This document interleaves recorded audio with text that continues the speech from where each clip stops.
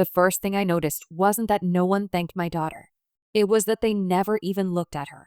She stood in the kitchen doorway wearing a faded blue apron dusted with flour, a loose strand of brown hair stuck to her forehead, and a tiny burn on the back of her hand from pulling cornbread out of the oven. She had been on her feet since 7 that morning. 12 hours. She had prepared everything my mother requested for our annual family celebration: roast chicken, garlic mashed potatoes, green beans with bacon, homemade dinner rolls, peach cobbler, and my grandmother's famous sweet potato pie. The house smelled warm, comfortable, like the kind of place where families were supposed to become closer.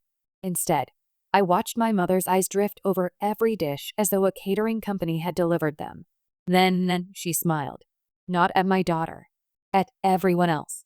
"You know," she said, picking up her purse, "I think we'll celebrate at Antonio's instead." The room fell silent for exactly 4 seconds.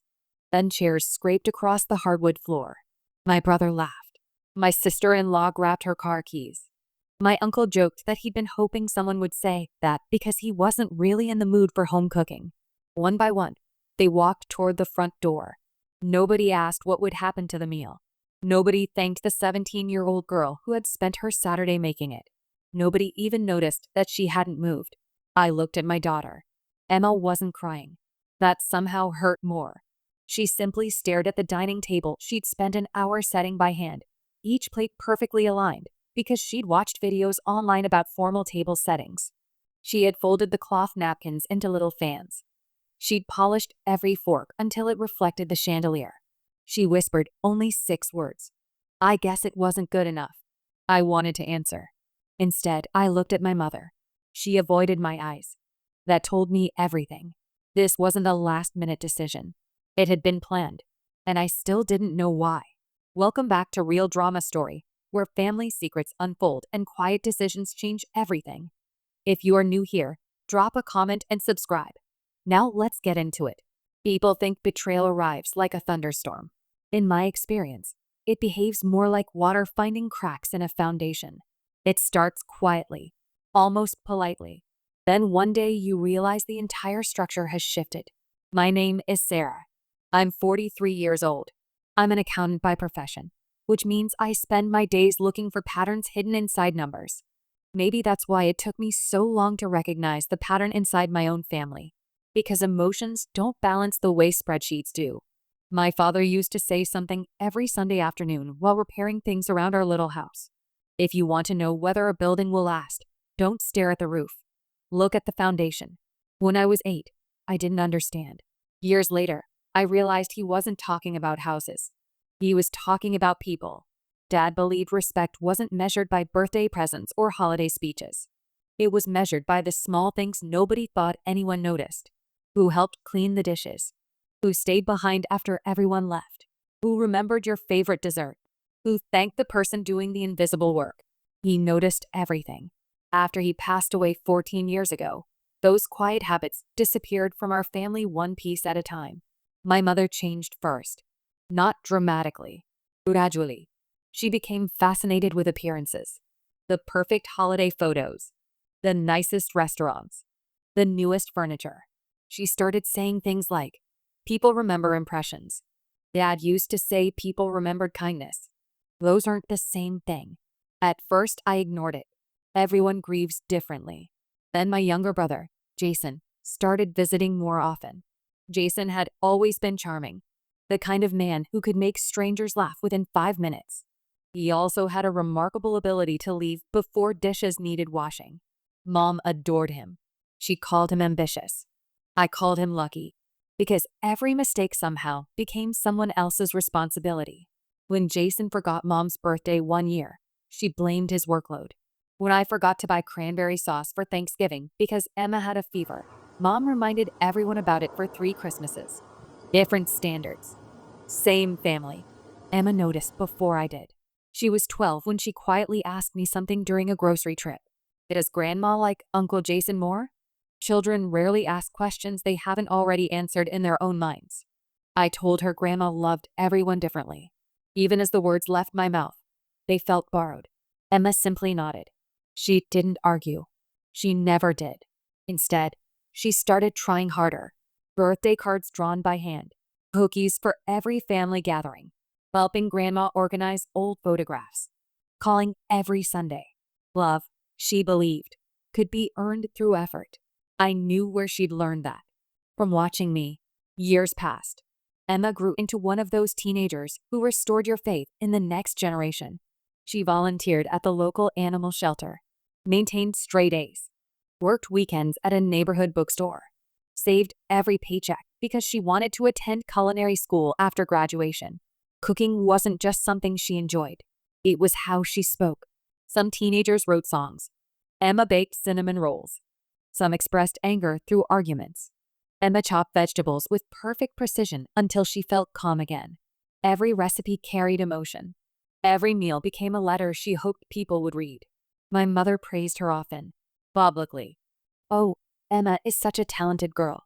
But praise without respect is decoration. It shines from a distance.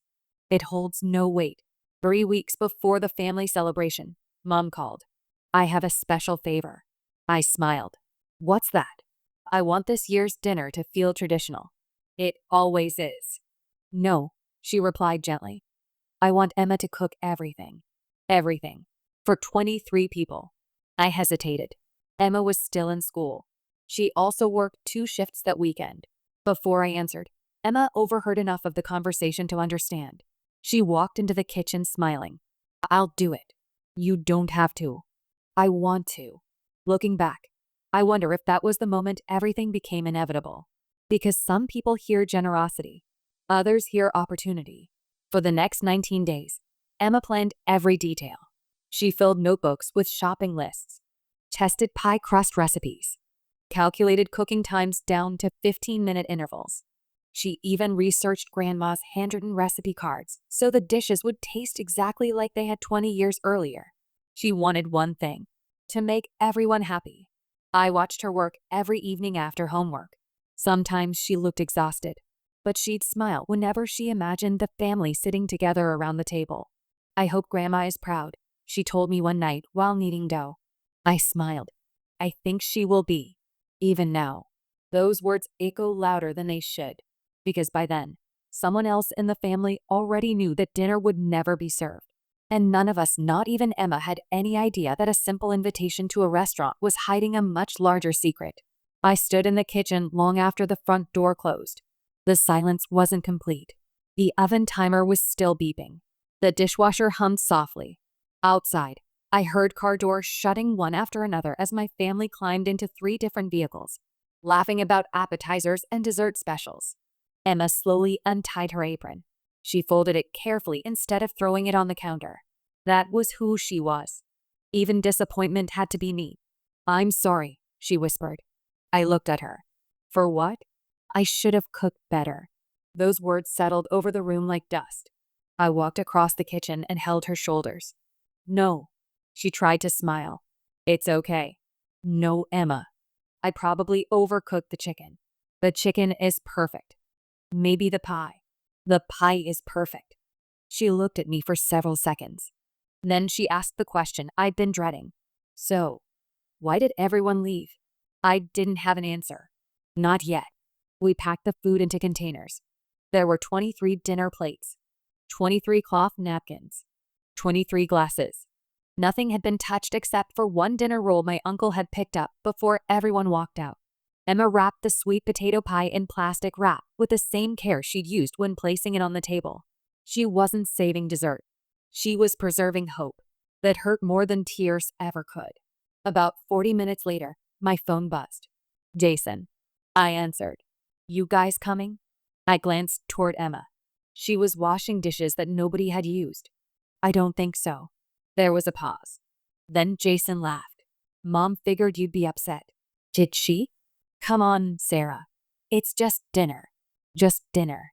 Funny how people reduce something after they've already taken it away.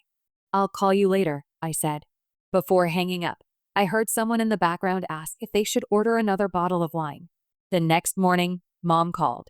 She sounded cheerful. Is Emma still upset? I stirred my coffee without drinking it. You already know she is. Oh, teenagers are emotional. She spent 12 hours cooking. It wasn't personal. That sentence stayed with me. It wasn't personal. If that was true, then why had no one warned us? Why wait until every dish was finished? Why let a 17-year-old believe she was preparing the most important meal she'd ever made? Something wasn't fitting together. And whenever numbers don't add up, I keep looking. 3 days later, I stopped by Mom's house to return a casserole dish she'd forgotten. Her car wasn't there. Neither was Jason's truck. I unlocked the back door with the spare key she'd given me years earlier. The house felt unusually empty. While placing the dish in the kitchen cabinet, I noticed an envelope sitting beside the coffee maker. My name wasn't on it. Jason's was. Normally, I would have ignored it. But one line caught my eye. Property evaluation appointment confirmed. Property? Mom had talked about selling the house before. Then she'd always changed her mind. Curiosity got the better of me. I didn't open the envelope. I simply looked at the page lying underneath it. A calendar. Several dates were circled. One date stood out. The exact Saturday Emma had cooked. Next to it were 4 handwritten words. Antonio's, 6:30 p.m.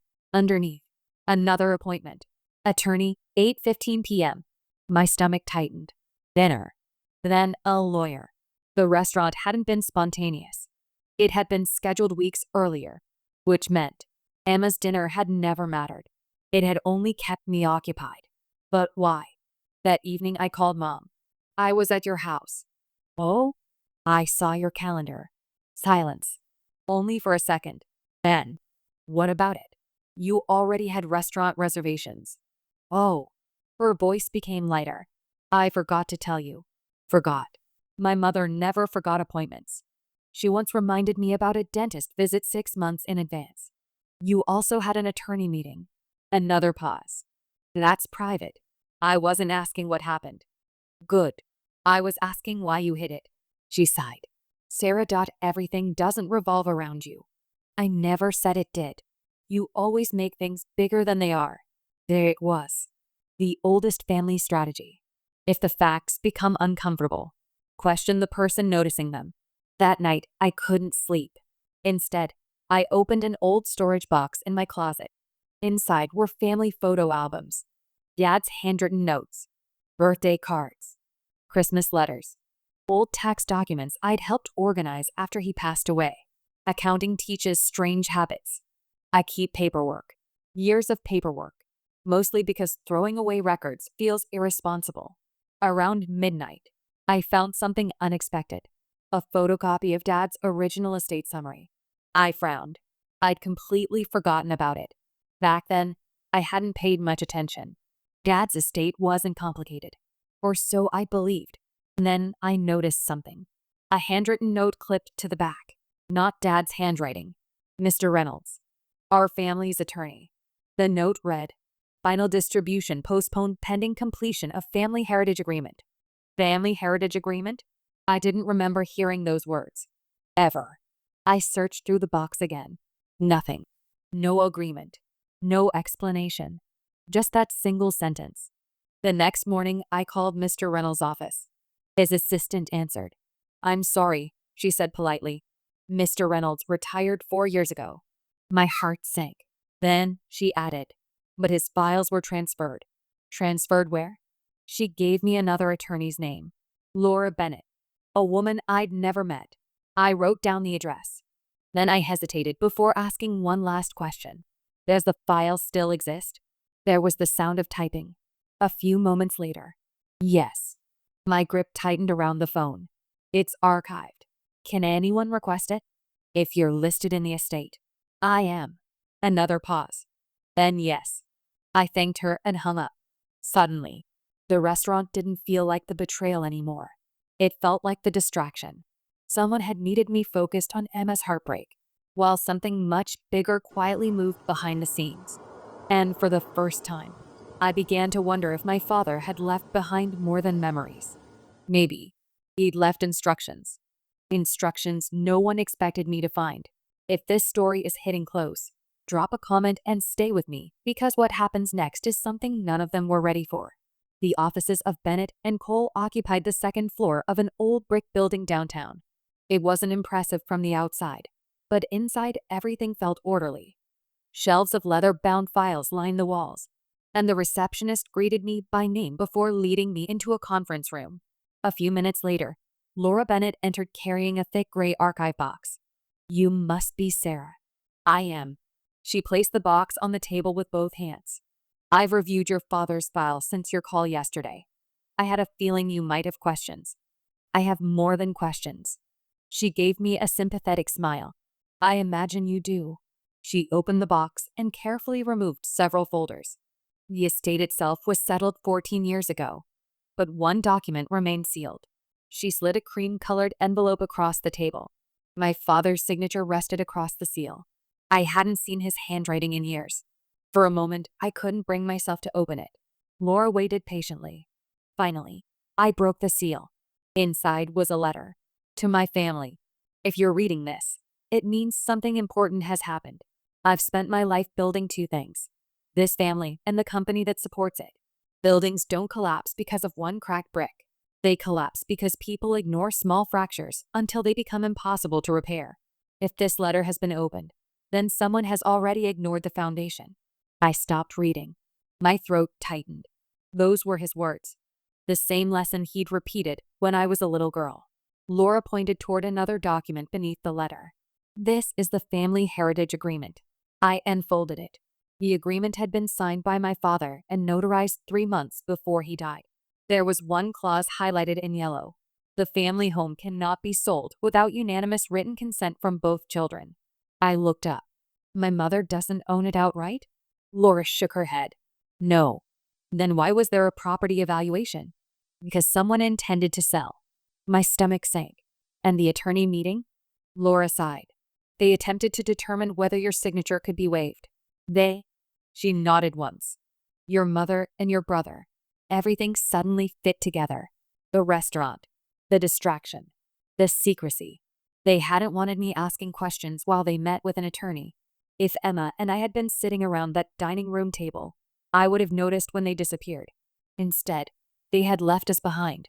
Not because of the food, because they needed time. Laura handed me one more folder. "There is another clause." I read it slowly. If either child refused to approve the sale, ownership remained unchanged until both parties reached an agreement. No deadline. No loophole. No exceptions. My father had anticipated conflict years before it happened. 3 days later, my mother invited everyone to Sunday dinner, this time at Jason's house. I accepted. Emma came with me, though she admitted she didn't really want to. "You don't have to say anything," I told her. "I know, and neither do I." She looked surprised. "You aren't going to argue?" I smiled. "Not unless there's something worth saying." Jason's dining room looked perfect. Fresh flowers, crystal glasses, a catered buffet. Ironically, no one had cooked. My mother greeted guests as though nothing unusual had happened the previous weekend. She hugged Emma. "I'm glad you're feeling better." Emma answered politely. "So am I." No accusation. No resentment. Just grace. Halfway through dinner, my mother tapped her glass. "I've been meaning to share some exciting news." Jason smiled. His wife reached for his hand. "We've decided it's time to simplify things." She looked directly at me. "The family home is probably going on the market." Several relatives nodded. Someone commented that real estate prices were strong. Mom smiled. "I think your father would approve." That was the first sentence I'd spoken all evening. "No." The room fell silent. My mother blinked. "What do you mean?" "I mean he planned for exactly this." I removed a folder from my bag. Calmly. No raised voice. No dramatic gesture. Just paper. I placed copies on the table. One in front of my mother. One in front of Jason. One beside my aunt. Another near my uncle. My father always believed everyone should work from the same blueprint. I thought that was appropriate. Jason skimmed the first page. His expression changed immediately. "What is this?" "The Family Heritage Agreement." Mom stared at me. "Where did you get that?" "From the attorney who keeps Dad's records." Her face lost color. Jason recovered first. "This doesn't change anything. It changes everything. It isn't legally binding. It has been legally binding for 14 years. He pushed the papers away. "You're making a scene." I looked around the room. I haven't raised my voice once. No one argued. Because it was true. Mom tried another approach. Sarah, we only wanted what was best. For whom? For everyone. Then why didn't you tell me? She had no answer. Jason answered instead. We knew you'd say no, so you tried not to ask. Silence. Then came the tears. Mom covered her face. I never meant to hurt Emma. Emma quietly reached into her purse. She surprised everyone. She placed a neatly folded cloth napkin on the table, the one she'd folded herself for the dinner that never happened. I kept this, she said softly. I thought maybe one day we'd actually eat together. No one spoke, not even Jason. Then my Aunt Linda, who had remained silent all evening, stood. She looked first at my mother, then at Jason. I've watched this family for 40 years. She took a slow breath. And the only person who has apologized tonight is the one who did nothing wrong. The words settled over the room. No one challenged her. The sale never happened. The property remained exactly where my father intended it to remain. Several months later, my mother asked to visit, not to discuss the house, not the agreement. Emma. She wanted another chance. Emma agreed. She cooked again. This time it wasn't an elaborate feast. Just homemade soup, fresh bread, and peach cobbler. When dinner was ready, my mother remained seated until Emma sat beside her. Only then did she pick up her fork. Before taking the first bite, she quietly said, "Thank you." It wasn't a perfect ending. Families rarely get those. But it was an honest beginning. 6 months later, Emma received her acceptance letter to one of the state's best culinary institutes. Tucked inside the folder was a small scholarship. Not enough to cover everything, but enough to remind her that talent eventually finds people who recognize it. On the day she moved into her dorm, she packed one old blue apron, the same one she'd worn that Saturday. She said she wanted to remember where her confidence truly began. Not in a kitchen, but in the moment she learned that another person's lack of gratitude does not determine the value of her work. I watched her drive away with tears in my eyes. Not because she was leaving, because she was leaving stronger than she had arrived. Sometimes people think justice is loud. Sometimes they imagine revenge as a dramatic speech or a courtroom victory. They're usually wrong. Sometimes justice is simply refusing to sign your name to someone else's plan. Sometimes the strongest foundation is the quiet decision to stand exactly where the truth tells you to stand. If this story reminded you to know your worth, share it with someone who needs to hear it. Subscribe, drop a comment, and I'll see you in the next one.